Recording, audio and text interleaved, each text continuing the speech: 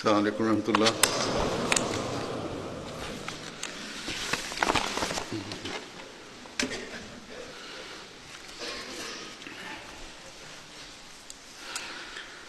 أشهد أن لا إله إلا الله وحده لا شريك له وأشهد أن محمدا عبده ورسوله أما بعد فأعوذ بالله من الشيطان الرجيم بسم الله الرحمن الرحيم الحمد لله رب العالمين الرحمن الرحيم مالك يوم الدين إياك نعبد وإياك نستعين اهدنا الصراط المستقيم صراط الذين أنعمت عليهم غير المغضوب عليهم ولا الضالين.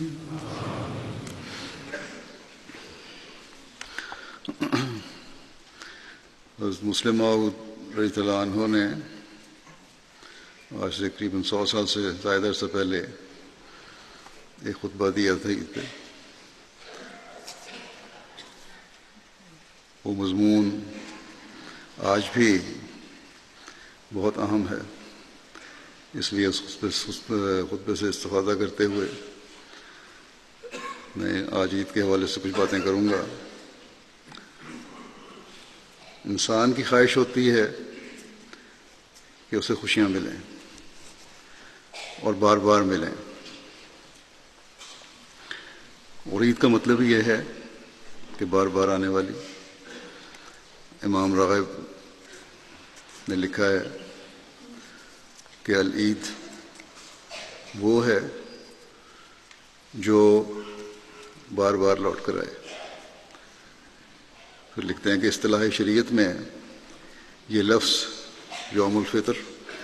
اور یوم الاضحیٰ پر بولا جاتا ہے، کیونکہ شرعی طور پر یہ دن خوشی کے لیے مقرر کیے گئے ہیں، اور خوشی کے لیے یہی ہوتا ہے کہ وہ بار بار آئے. حضرت مسلم موعود رضی اللہ عنہ یہ بیان فرماتے ہیں، اس بات کو بیان کرتے ہوئے کہ عید کیا ہے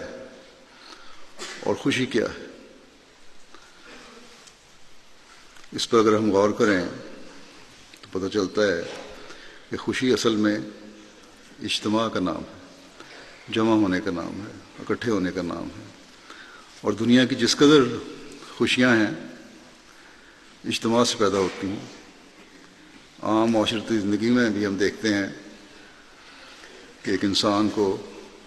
خوشی اس وقت مل رہی ہوتی ہے جب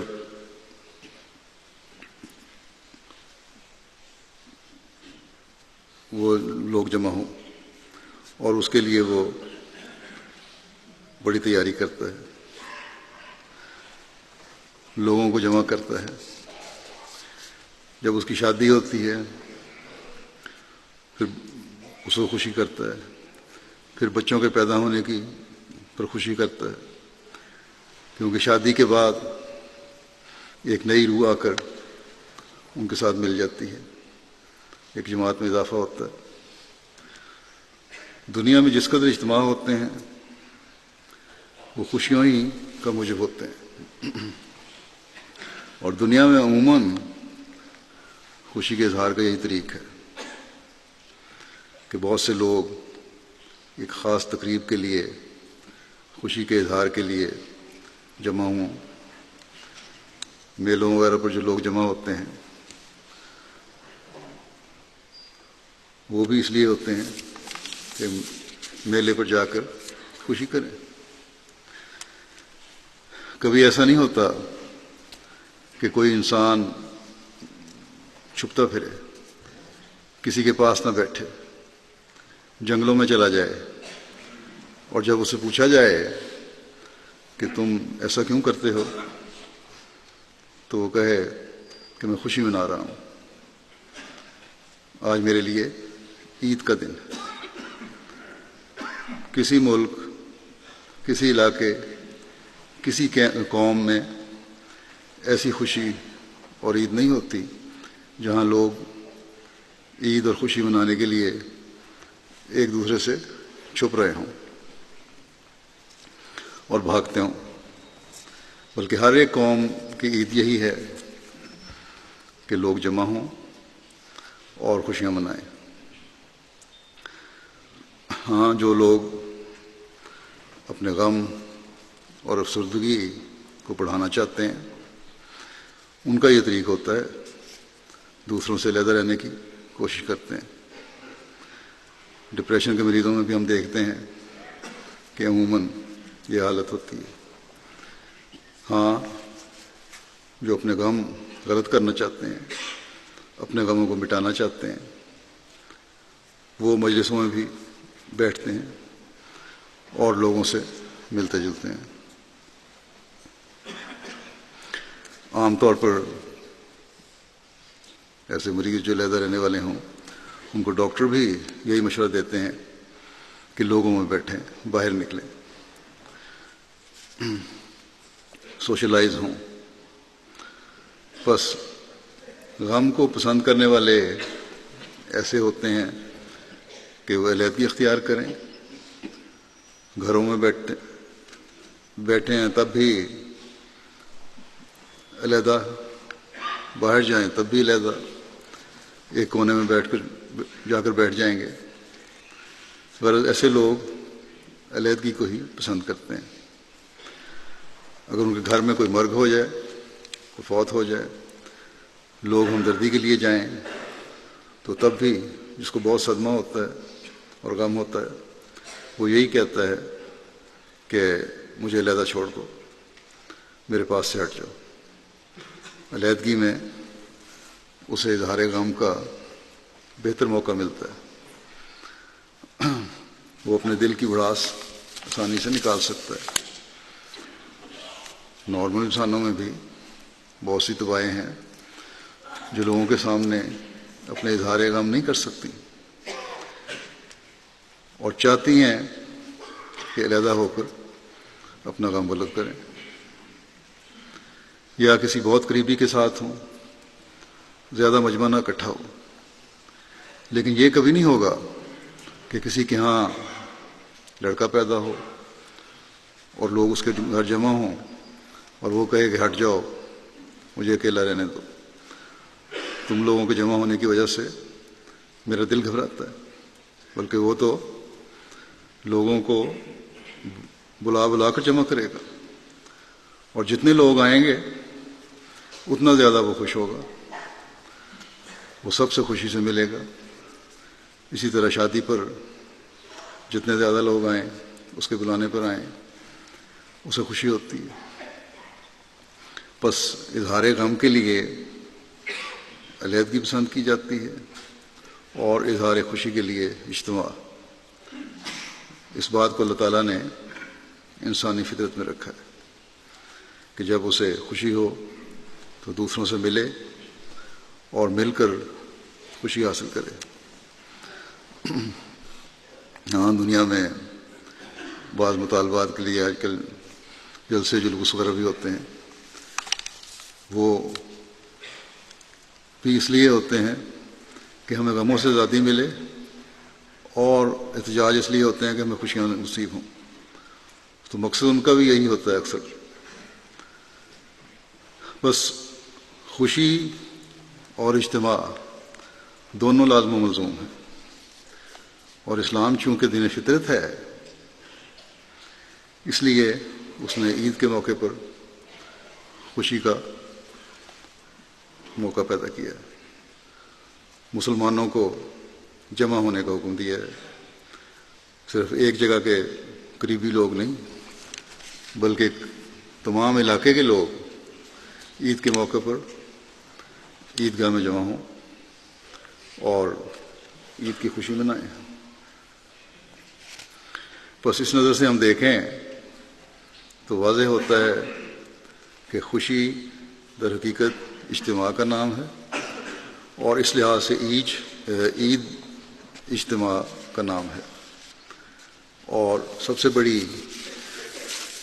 عید وہی ہو سکتی ہے جس میں سب سے بڑا اجتماع ہو۔ اور اس سب سے بڑے اجتماع کی بنیاد کب پڑی؟ جس کی وجہ سے سب سے بڑی عید کا موقع پیدا ہوا، وہ اس وقت ہوا جب اللہ تعالیٰ کے ایک پیارے انسان نے تمام دنیا کو پکار کر کہا کہ یا ایھا الناس انی رسول اللہ الیکم جمیعا، کہ اے انسانوں، یقیناً میں تم سب کی طرف اللہ کا رسول۔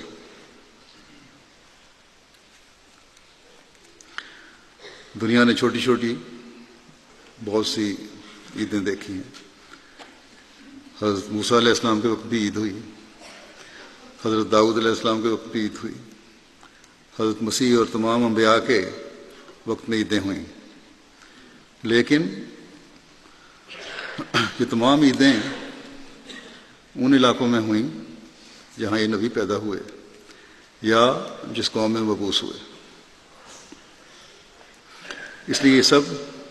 چھوٹی چھوٹی عیدیں ہیں، مگر حضرت آدم سے لے کر اگر دنیا میں کوئی بڑی عید ہوئی تو وہ وہی ہے جب اللہ تعالیٰ نے اپنے ایک انتہائی پیارے کو کہا کہ تم اپنے ذریعے سے تمام جہان کو ایک جگہ جمع کرو۔ بس یہی بڑی عید تھی جس میں خدا تعالیٰ نے اپنے خاص کلام کے ذریعے تمام جہان کو ایک جگہ جمع کرنے کا حکم دیا، اپنے محبوب کی معرفت یہ حکم دیا، تمام دنیا کو کہہ دیا کہ اس کے ہاتھ پر جمع ہو جاؤ۔ اس میں کسی قوم، کسی ملک، کسی علاقے کی شرط نہیں تھی، رکھی نہیں گئی، خواہ کوئی مصری ہو، چینی ہو، ایرانی ہو، عرب ہو، یورپین ہو، امریکن ہو، جزائر کا رہنے والا ہو، کوئی ہو، سب جمع ہو سکتے ہیں، کیونکہ اب یہ نہیں کہا جائے گا کہ میں اپنے موتی سوروں کے آگے نہیں ڈالتا، اور نہ یہ کہا جائے گا کہ میں اپنی روٹی کتوں کے آگے نہیں پھینکتا۔ حضرت مسیح کے آنے کے وقت بھی عید ہوئی تھی، مگر وہ عید صرف ان کی اپنی قوم کے لیے ہی تھی۔ اگر وہ غیروں کو کھانا کھلاتے تو پھر ان کی قوم کیا کھاتی؟ ان کی عید کس طرح ہوتی؟ اس لیے حضرت مسیح نے کہا کہ میں اسرائیل کے گھرانے کی کھوئی ہوئی بھیڑوں کے سوا اور کسی کے پاس نہیں بھیجا گیا، بس ان کا آنا صرف بنی اسرائیل کے لیے عید تھا۔ لیکن رسول کریم صلی اللہ علیہ وسلم کو جو خدا تعالیٰ نے بھیجا تو ایسے خزانوں کے ساتھ بھیجا کہ جن میں چاہے جتنا بھی خرچ کیا جائے کوئی کمی نہیں آ سکتی۔ یہی وجہ ہے کہ خدا تعالیٰ نے آپ کو کہا کہ تم سے جو مانگے اسے دو، بلکہ دنیا کو بلا بلا کر کہو کہ آؤ، تمہیں جس چیز کی ضرورت ہے میں تمہیں دیتا ہوں۔ چنانچہ اللہ تعالیٰ نے آپ کو فرمایا کہ وَأَمَّا بِنِعْمَتِ رَبِّكَ فَحَدِّثْ، اور تو لوگوں کے سامنے خدا تعالیٰ کی نعمتوں کو بیان کر تاکہ وہ بھی ان نعمتوں سے فائدہ اٹھائیں۔ حضرت مسیح نے تو ایک عورت کے سوال کرنے پر یہ کہا تھا کہ مناسب نہیں کہ لڑکوں کی روٹی لے کر کتوں کو پھینک دیں، مگر حضرت صلی اللہ علیہ وسلم کو اللہ تعالیٰ فرماتا ہے کہ تیرا کام ہے کہ جو سوال کرے اسے ضرور دے۔ اللہ تعالیٰ نے فرمایا کہ وہ اما السائل فلا تنہر، اور سوالی کو تو مت جھڑک اور اسے ضرور دے، بلکہ جیسا کہ پہلے بتایا ہے یہ فرمایا کہ اما بنعمت ربک فحدث، اور لوگوں کو بلا بلا کر یہ نعمتیں دو، اعلان کرو کہ خدا تعالیٰ نے مجھے یہ نعمتیں دی ہیں، آؤ تم بھی ان میں سے حصہ لو۔ بس یہ فضیلتیں ہیں آپ کو دوسرے انبیاء پر۔ پہلے انبیاء کے پاس اگر کوئی غیر قوم کا سوالی آتا تو کہتے تھے کہ ہمارے پاس جو کچھ ہے صرف اپنی قوم کے لیے ہے، تمہیں کچھ نہیں دے سکتے۔ لیکن حضرت صلی اللہ علیہ وسلم کو جو خزانہ دیا گیا ہے اس کے بارے میں نہ صرف یہ کہا کہ دھتکارو نہیں، بلکہ محتاجوں کو گھر گھر جا کر دینے کا حکم ہے۔ بس آپ نے روحانی خزانے بھی گھر گھر بانٹے اور دنیاوی خزانے بھی گھر گھر بانٹے، بلکہ تا قیامت اس تقسیم کے لیے روحانی خزانے چھوڑ دیے۔ بس یقیناً آپ کا آنا سب سے بڑی عید کا دن تھا۔ آپ صلی اللہ علیہ وسلم کے ذریعے تکمیل ہدایت ہوئی، شریعت کامل ہوئی، اور آپ خاتم النبیین کے بلند مقام کے ساتھ دنیا میں بھیجے گئے۔ پھر ایک عید کا دن وہ تھا جب اللہ تعالیٰ نے حضرت صلی اللہ علیہ وسلم کی غلامی میں حضرت مسیح موعود علیہ الصلوۃ والسلام کو مبعوث کر کے تکمیل تبلیغ اور اشاعت دین کا ذمہ اپنے ذمہ خود اللہ تعالیٰ نے لیا حضرت مسیح السلام کو بھیج کر۔ اور وہ دن آیا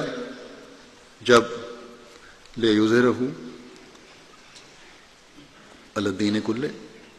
کا ہونا مقدر تھا۔ یقیناً شریعت اسلام کی تکمیل رسول کریم صلی اللہ علیہ وسلم کے ذریعے ہوئی۔ آپ کے آنے پر سب دنیا کو کہا گیا کہ اب ایسا نبی مبعوث ہوا ہے جس کے ساتھ بہت ہی وسیع خزانے ہیں، تم اس کے پاس آؤ اور جو کچھ چاہتے ہو لو۔ اس حضرت مسیح موعود علیہ الصلوۃ والسلام اس بات کی وضاحت فرماتے ہوئے ایک جگہ فرماتے ہیں کہ خدا تعالیٰ نے ہمارے نبی صلی اللہ علیہ وسلم سیدنا حضرت محمد مصطفیٰ صلی اللہ علیہ وسلم کو دنیا میں بھیجا تا بذریعہ اس تعلیم قرآنی کے جو تمام عالم کی توائے کے لیے مشترک ہے، دنیا کی تمام متفرق قوموں کو ایک قوم کی طرح بنا دے، اور جیسا کہ وہ واحد لا شریک ہے ان میں بھی ایک وحدت پیدا کرے، اور تا وہ سب مل کر ایک وجود کی طرح اپنے خدا کو یاد کریں اور اس کی وحدانیت کی گواہی دیں، اور تا پہلی وحدت قومی جو ابتدائے آفرینش میں ہوئی اور آخری وحدت اقوامی جس کی بنیاد آخری زمانے میں ڈالی گئی، یعنی جس کا خدا نے حضرت صلی اللہ علیہ وسلم کے مبعوث ہونے کے وقت ارادہ فرمایا۔ یہ دونوں قسم کی باتیں خدائے واحد لا شریک کے وجود اور اس کی وحدانیت پر دوہری شہادت ہو، کیونکہ وہ واحد ہے، اس لیے اپنے تمام جسمانی اور اپنے تمام نظام جسمانی اور روحانی میں وحدت کو دوست رکھتا ہے۔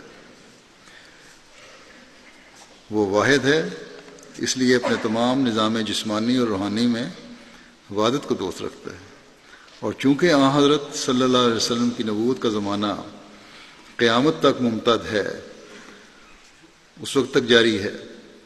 اور آپ خاتم الانبیاء ہیں، اس لیے خدا نے یہ نہ چاہا کہ وحدت اقوامی حضرت صلی اللہ علیہ وسلم کی زندگی میں ہی کمال تک پہنچ جائے، کیونکہ یہ صورت آپ کے زمانے کے خاتمے پر دلالت کرتی تھی، یعنی شبہ گزرتا تھا کہ آپ کا زمانہ وہیں تک ختم ہو گیا، کیونکہ جو آخری کام آپ کا تھا وہ اسی زمانے میں انجام تک پہنچ گیا۔ اس لیے خدا نے تکمیل اس فعل کی، جو تمام قومیں ایک قوم کی طرح بن جائیں اور ایک ہی مذہب پر ہو جائیں، زمانہ محمدی کے آخری حصے میں ڈال دی، جو قرب قیامت کا زمانہ ہے، اور اس کی تکمیل کے لیے اسی امت میں سے ایک نائب مقرر کیا جو مسیح موعود کے نام سے موسوم ہے، اور اسی کا نام خاتم الخلفاء ہے۔ پس زمانہ محمدی کے سر پر حضرت صلی اللہ علیہ وسلم ہیں، اور اس کے آخر میں مسیح موعود ہے، اور ضرور تھا کہ یہ سلسلہ دنیا کا منقطع نہ ہو جب تک کہ وہ پیدا نہ ہو لے، یعنی مسیح موعود، کیونکہ وحدت اقوامی کی خدمت اسی نائب النبوت کے عہد سے وابستہ کی گئی ہے، اور اسی کی طرف یہ آیت اشارہ کرتی ہے، اور وہ یہ ہے کہ هو الذی ارسل رسولہ بالہدی ودین الحق لیظہرہ علی الدین کلہ،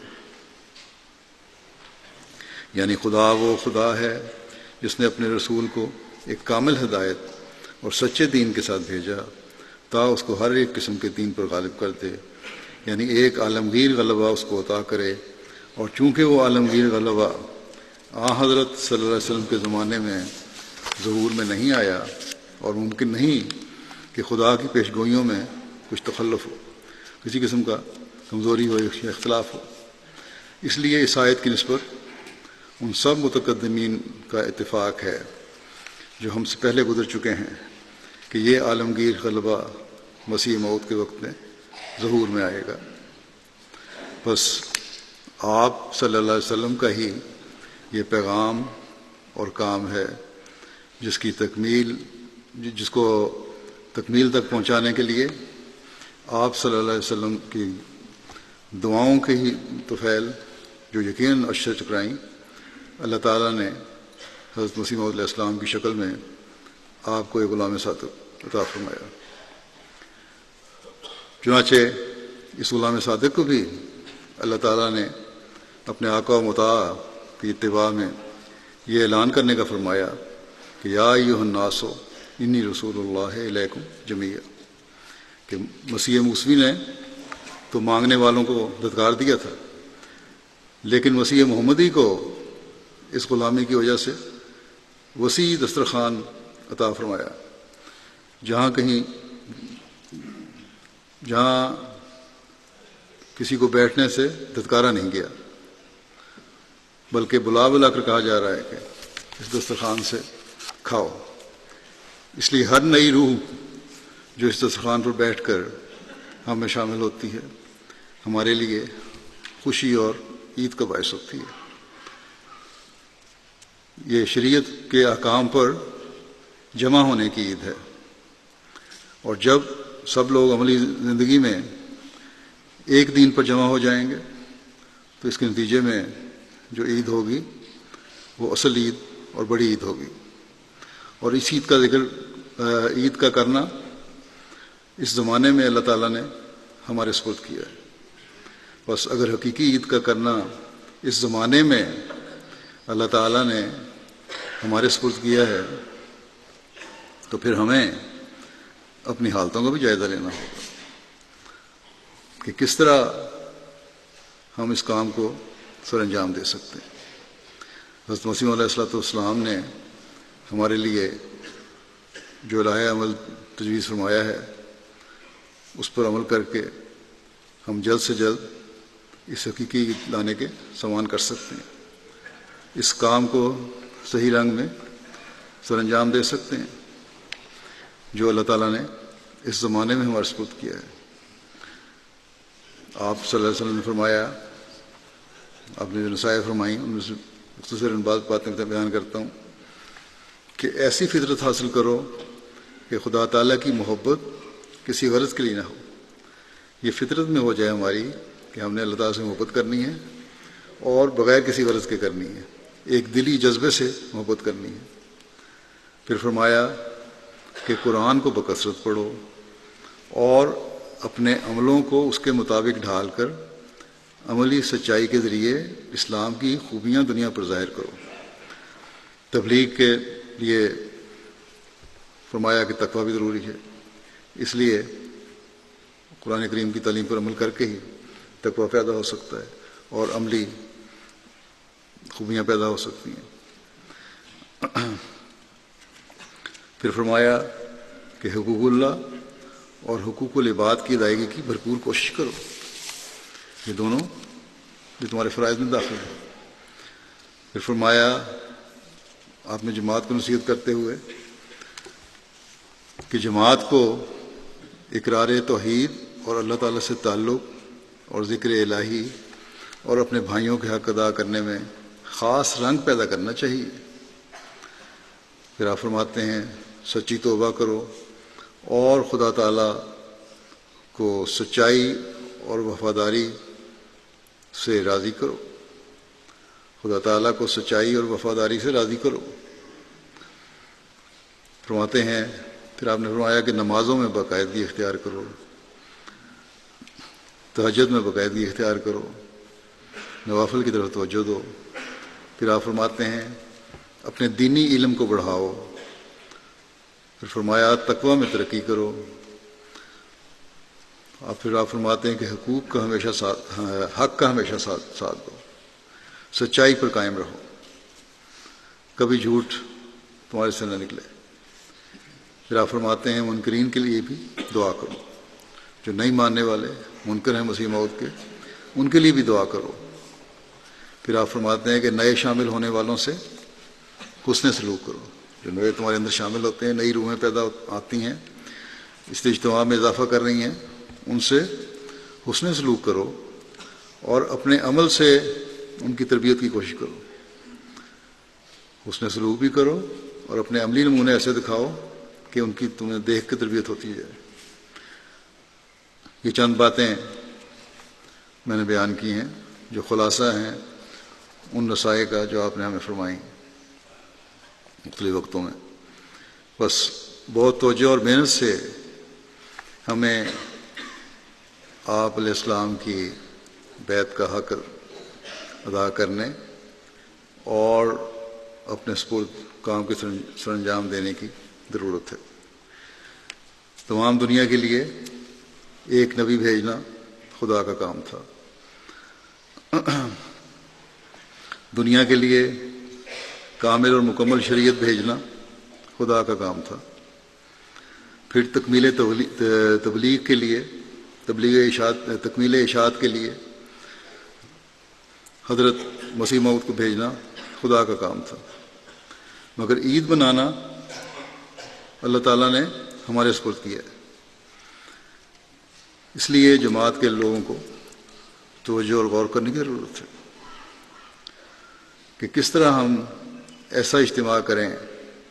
جو حقیقی عید دکھانے والا ہو، کیونکہ حقیقی عید اور سچی عید وہی ہوگی جب خدا تعالیٰ کے کلام پر سب لوگ جمع ہو جائیں گے۔ حضرت مسلم موعود فرماتے ہیں کہ حضرت مسیح موعود علیہ السلام نے ایک پیش گوئی کی تھی، حضرت مسیح نے ایک پیش گوئی کی تھی کہ اے ہمارے باپ، حضرت عیسیٰ علیہ السلام نے ایک پیش گوئی کی تھی کہ اے ہمارے باپ جو آسمان پر ہے، تیرے نام کی تقدیس ہو، تیری بادشاہت آوے، تیری مرضی جیسی آسمان پر ہے زمین پر بھی آوے، زمین پر بھی بر آوے، قائم ہو جائے۔ اس سے یہ سمجھا گیا کہ گویا خدا کی بادشاہت زمین پر نہیں ہے، حالانکہ یہ بھی بائبل میں لکھا ہے کہ خدا کی بادشاہت جس طرح آسمان پر ہے زمین پر بھی ہے، دونوں حوالے ہی متی کے ہیں۔ بس یہ نہیں کہہ سکتے کہ حضرت مسیح کے نزدیک خدا تعالیٰ کی بادشاہت زمین پر نہیں تھی، اس لیے آپ نے یہ کہا، بلکہ یہ ایک دعا تھی جو حضرت مسیح نے مانگی،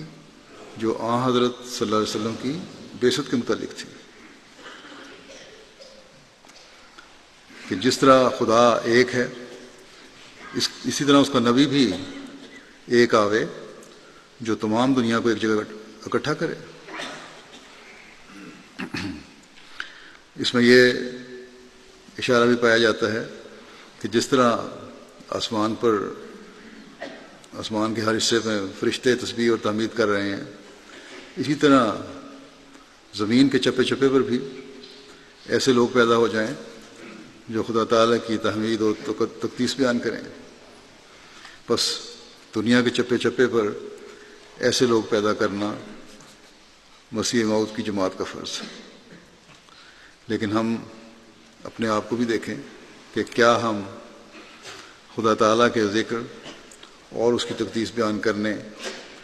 اور اپنے عملوں کو اس تعلیم کے مطابق ڈھالنے والے ہیں؟ یہ عیدیں جو ہم منا رہے ہیں اس کے لیے ہم بڑی تیاریاں کرتے ہیں، حسب توفیق کپڑوں سے لے کر کھانے پینے کے انتظامات تک سب کچھ کرنے کی کوشش کرتے ہیں، اور یہ سب خرچ ہم کوئی فائدہ اٹھانے کے لیے نہیں کرتے بلکہ ایک اجتماع کی خوشی میں کرتے ہیں۔ یقیناً اس بات پر ہی خوشی کرتے ہیں کہ اللہ تعالیٰ نے فرمایا ہے کہ خوشی کرو، اور یہ بھی اللہ کے حکموں سے ایک حکم ہے، اس کے لیے کرتے ہیں۔ لیکن ویسے تو کوئی مادی فائدہ تو ہمیں نہیں پہنچ رہا، ہاں روحانی فائدہ پہنچ رہا ہے، اور یقین پہنچتا ہے اگر ہم ایک نیتی سے اس عید کو اس لیے کریں کہ اللہ تعالیٰ نے فرمایا ہے کہ رمضان کے بعد عید مناؤ اور آج کے دن خوشی کرو اور کھاؤ پیو۔ لیکن اس سے بھی بڑھ کر سرور اور خوشی حاصل کرنے کے انتظام کے لیے اللہ تعالیٰ نے جو تمام دنیا کو ایک ہاتھ پر جمع کرنے کے لیے رسول بھیجا ہے، اس طرف ہم میں سے ہر ایک کی توجہ اس طرح نہیں ہے جو ہونی چاہیے۔ اس رسول کے پیغام کو پھیلانے کے لیے ہماری کوشش وہ نہیں ہے جو ہونی چاہیے، اور پھر اس اجتماع کے بڑھانے میں ہم جتنا حصہ لے رہے ہوں گے، جتنی ہم تیاری کر رہے ہوں گے، اس کوشش کے ساتھ اگر کوشش کریں اور پھر اس لیے کوشش کریں کہ اس اجتماع کو ہم نے بڑھانا ہے، اس کے لیے رسول بھیجا گیا تھا، جب ہم تیاری بھی کریں اور کوشش بھی کریں گے تو اس کا ثواب بھی خدا تعالیٰ ہمیں دے گا، اور اس سے بہت زیادہ دے گا جو عید کی خوشیاں منانے سے دیتا ہے۔ اس حقیقی عید پہ گویا یہاں صرف خرچ نہیں کیا جا رہا بلکہ ہر قسم کا فائدہ بھی مل رہا ہے، اللہ تعالیٰ کی رضا پہلے سے بڑھ کر مل رہی ہے۔ بس خوش قسمت ہیں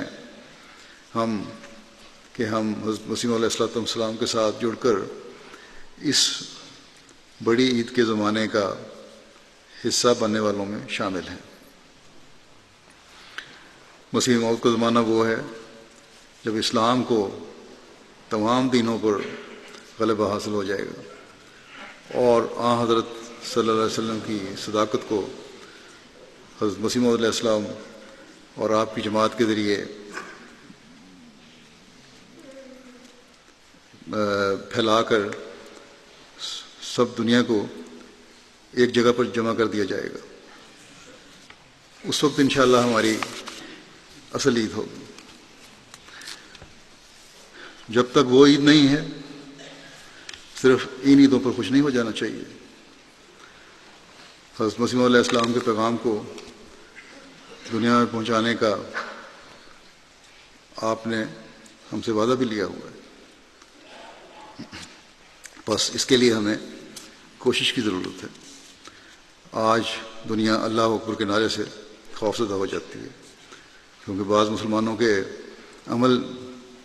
ایسے ہیں کہ اللہ اکبر اور اشہد ان لا الہ الا اللہ و اشہد ان محمد عبدہ و رسولہ کی آواز سے دنیا گھبراتی ہے، لیکن ہمارا کام ہے کہ ان پیارے الفاظ کی حقیقت کو دنیا پر اس طرح کھولیں کہ ہر قوم کے لوگ اشہد ان لا الہ الا اللہ و اشہد ان محمد عبدہ و رسولہ پڑھنے اور اس کا ورد کرنے میں راحت محسوس کریں، خوشی محسوس کریں۔ تمام دنیا رسول کریم صلی اللہ علیہ وسلم کو گالیاں دینے کے بجائے آپ پر درود بھیجنے میں خوشی محسوس کرے۔ خدا تعالیٰ کو برا بھلا کہنے کے بجائے اللہ اکبر کہ اللہ اکبر کا نعرہ لگانے والے ہوں۔ گزشتہ دنوں جس طرح جرمنی میں ایک مسلمان کو اس لیے گرفتار کر لیا گیا کہ اس نے اپنے ایک دوست کو بڑے عرصے بعد دیکھا اور اس کو دیکھ کر خوشی سے اللہ اکبر اونچی آواز میں بازار میں کہہ دیا، اور پولیس نے اس کو گرفتار کر لیا کہ شاید یہ دہشت گرد ہے۔ تو یہ خوف نہ صرف دور کرنا ہمارا کام ہے، بلکہ یہ کوشش ہے کہ جرمن بھی، انگریز بھی، اور یورپ کے دوسرے ممالک کے لوگ بھی، اور امریکہ کے رہنے والے بھی، اور دنیا کے کسی بھی ملک میں رہنے والے اللہ اکبر کہنے میں خوشی محسوس کریں۔ تبھی ہماری حقیقی عید ہوگی، اور انشاءاللہ یہ ایک دن ہوگا اور ضرور ہوگا کہ تمام دنیا کے لوگ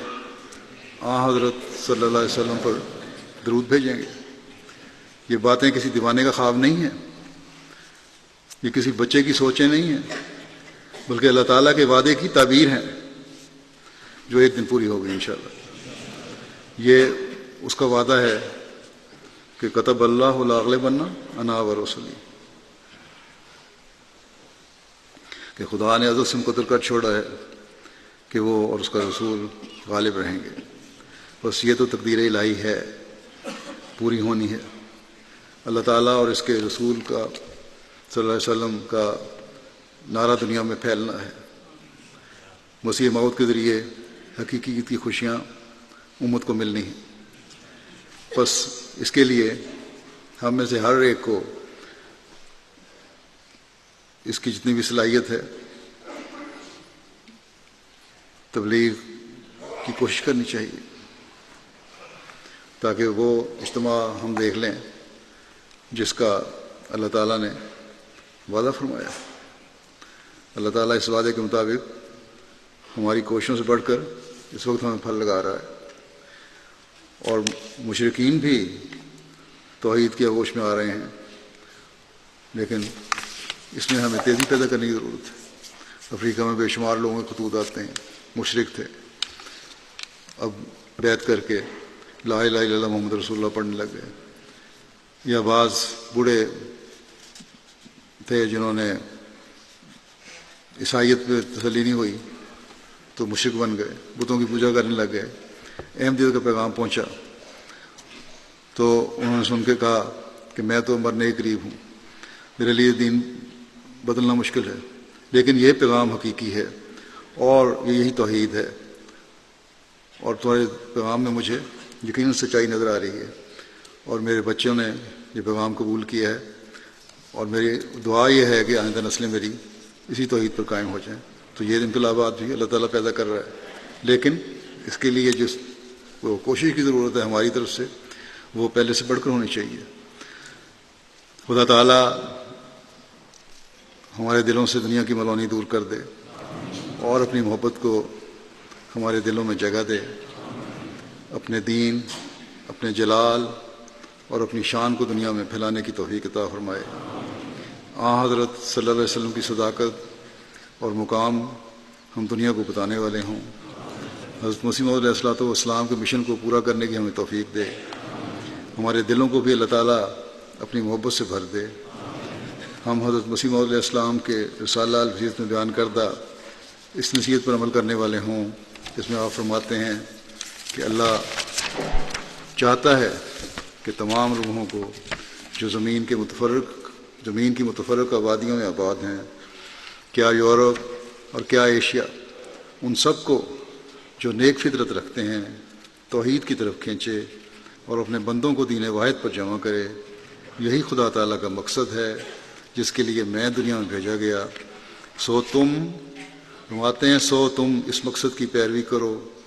یعنی اس مقصد کو پورا کرنے کی کوشش کرو، مگر نرمی اور اخلاق اور دعاؤں پر زور دینے سے، اپنے عملی نمونوں سے بھی اللہ تعالیٰ ہمیں آپ کے اس مقصد کو پورا کرنے کے لیے آپ کا مددگار بنائے، تاکہ اسلام کے غلبہ اور توحید پر دنیا کے اجتماع سے ہم حقیقی عید کی خوشیاں منانے والے ہوں، اور اس عید کو دیکھیں جو حضرت مسیح علیہ الصلوۃ والسلام کی جماعت کے لیے مقدر ہے۔ اب اس کے بعد ہم دعا کریں گے۔ دعا سے پہلے میں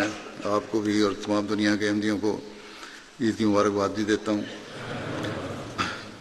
دعا میں اسیران میں برائے مولا کو یاد رکھیں، جو بعض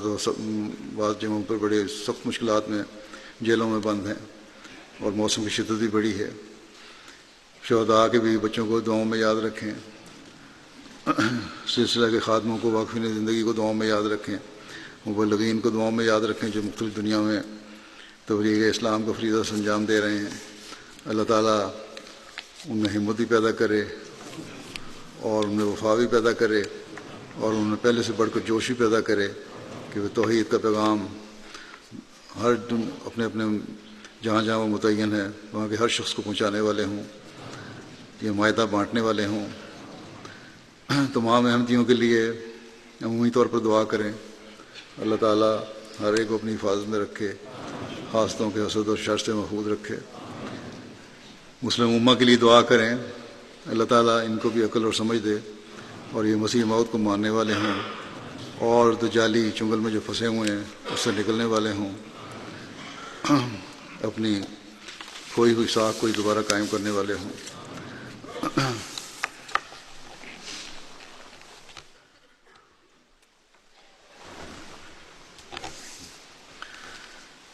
الحمد لله نحمده ونستعينه ونستغفره ونؤمن به ونتوكل عليه ونعوذ بالله من شرور أنفسنا ومن سيئات أعمالنا، من يهده الله فلا مضل له ومن يضلل فلا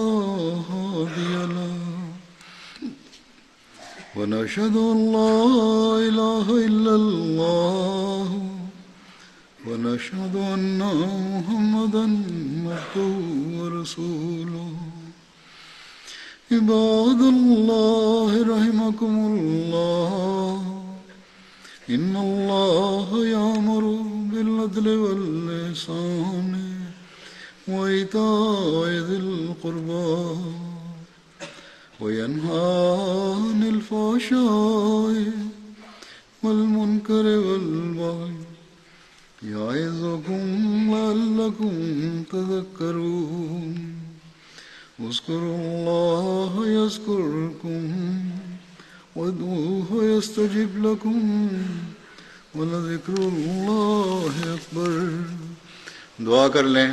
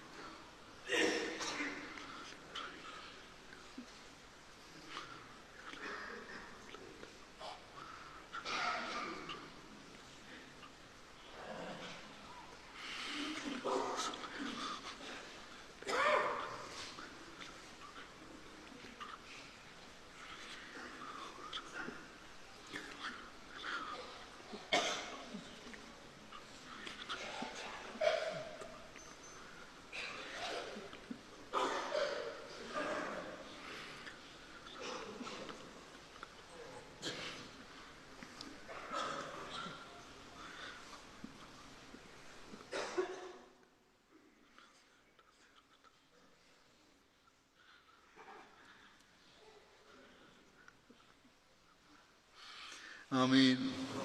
السلام علیکم ورحمۃ اللہ. مبارک ہو دوبارہ. السلام علیکم.